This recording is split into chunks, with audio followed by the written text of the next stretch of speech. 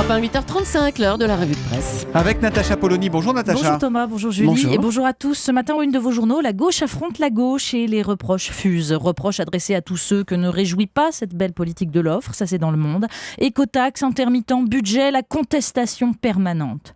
Reproches adressés au gouvernement, coupable de toujours trop céder, ça c'est dans Le Figaro. Valls face à la surenchère des frondeurs du PS.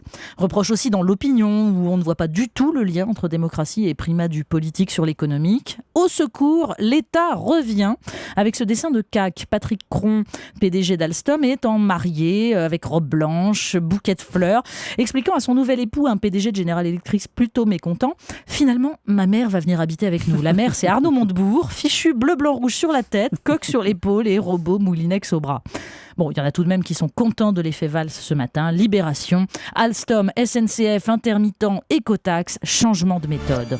Alors une question pour commencer, comment on va appeler le bulletin si c'est plus le bulletin de notes, c'est le bulletin de... Ça va devenir très compliqué. C'est en une du Parisien aujourd'hui en France et vous en avez parlé dans la matinale. L'école veut interdire les mauvaises notes. On y a droit avec chaque nouveau ministre et Benoît Hamon donc ne déroge pas aux règles. Il explique dans le journal combien le système français définit les élèves par l'échec. Il utilise le terme choc délit d'initié pour évoquer ces familles qui maîtrisent, dit-il, les codes de l'école. Entendez, ces familles qui ont le mauvais goût d'inciter leurs enfants à travailler. Le plus drôle, c'est sans doute de lire les descriptions enthousiastes sur la positive attitude au Québec par les journalistes, expliquant que l'idée fait aussi l'unanimité chez les parents. Bon, en 2012, 80% des Français étaient contre, mais les fédérations de parents, elles, sont pour. Juste à côté, dans son éditorial, Thierry Borsat n'a pas du tout le même ton.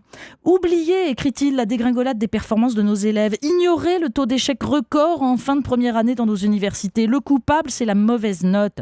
Nous voilà aussi rassurés que par un médecin qui changerait la gradation du thermomètre pour soigner la fièvre.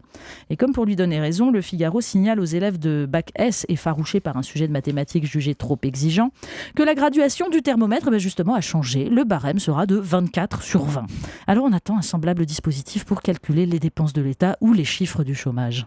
On parle beaucoup moins des hymnes pendant cette Coupe du Monde. Cette fois-ci, ce sont les drapeaux qui font causer. Mais oui, il est beaucoup question de drapeaux et de nations ce matin dans la presse. Drapeaux algériens dans le Parisien après la victoire de l'Algérie au Mondial. Match qui a donné lieu à des débordements, des incendies de voitures à Lyon ou dans le Nord-Pas-de-Calais. Mais le plus intéressant, c'est la reprise par le Parisien comme par Le Monde d'une enquête du Washington Post sur cette équipe des Fennecs. C'est l'autre équipe de France, titrait le journal américain, qui soulignait la double nationalité de 17 des joueurs algériens, pour la plupart formés et souvent même nés en France et ayant évolué dans les équipes de France junior. Un phénomène qui a été rendu possible par une évolution du droit qui ne fixe plus de limite d'âge à un joueur binational pour choisir son drapeau. On se souvient que la tentative de la Fédération française de foot d'évaluer le phénomène avait valu à Laurent Blanc des accusations de racisme, mais l'Algérie, elle, finalement, ne boude pas son plaisir. Mais l'autre drapeau dont on parle, c'est ce drapeau européen que les Anglais ne voudraient plus voir flotter sur les cérémonies commémoratives des 2 guerres mondiales. Le Télégraphe explique que des officiels britanniques ont protesté auprès de leurs homologues français en leur reprochant d'instrumentaliser, disent-ils, les commémorations pour faire la promotion de l'Europe comme projet politique, en oubliant que ni en 1914 ni lors du D-Day, l'Union européenne n'existait. On ne sait pas pourquoi, mais on sent que ces histoires de drapeaux nous disent quelque chose de l'état du monde. Un autre étendard à présent, celui du goût que vous brandissez. Mais oui, il a aussi des questions de drapeau, le drapeau français que certains se plaisent à ne plus voir flotter sur la gastronomie mondiale. Le Monde publie une page de tribune, l'une par exemple d'un consultant en communication culinaire, oui ça existe, expliquant qu'à l'heure d'Internet, ce sont les photos des plats qui priment sur le goût et que la France doit elle aussi faire preuve, dit-il, d'intelligence créative et marketing. Ça coupe un peu l'appétit. Alors à côté, Alain Ducasse et Joël Robuchon rappellent que l'immense majorité des chefs étrangers ont été formés en France et que la cuisine, ce sont avant tout des produits et que la France en compte de merveilleux. Mais le plus intéressant ce matin, en fait, c'est ce papier des Échos qui raconte comment l'instance américaine de régulation du net s'apprête à mettre en vente au plus offrant les noms de domaines .vin et .wine. 3 entreprises américaines sont sur les rangs et pourront donc acheter les Volnay.vin et des Pauillac.wine. Les producteurs européens protestent au nom de la législation des AOC qui évite les usurpations et contrefaçons, mais pour l'instant, ils prêchent dans le désert puisque les Américains sont pour. à condition qu'on protège les vins de la Napa Valley, bien sûr. Charité bien ordonnée commence par soi-même.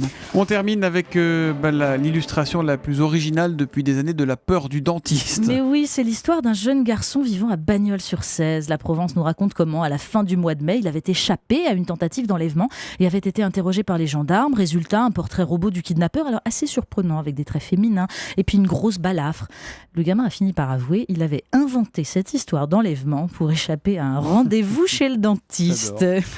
Bon, mentir comme un arracheur de dents, dit l'article. Mais bon, la Provence, curieusement, ne nous raconte pas cette histoire également authentique d'un ministre de l'Éducation nationale qui invente des débats sur les notes pour échapper à un rendez-vous avec le réel et la dégradation de l'école française. La revue de presse de Natacha Polony, c'est tous les matins à 8h35 sur Europe 1. Demain, Natacha.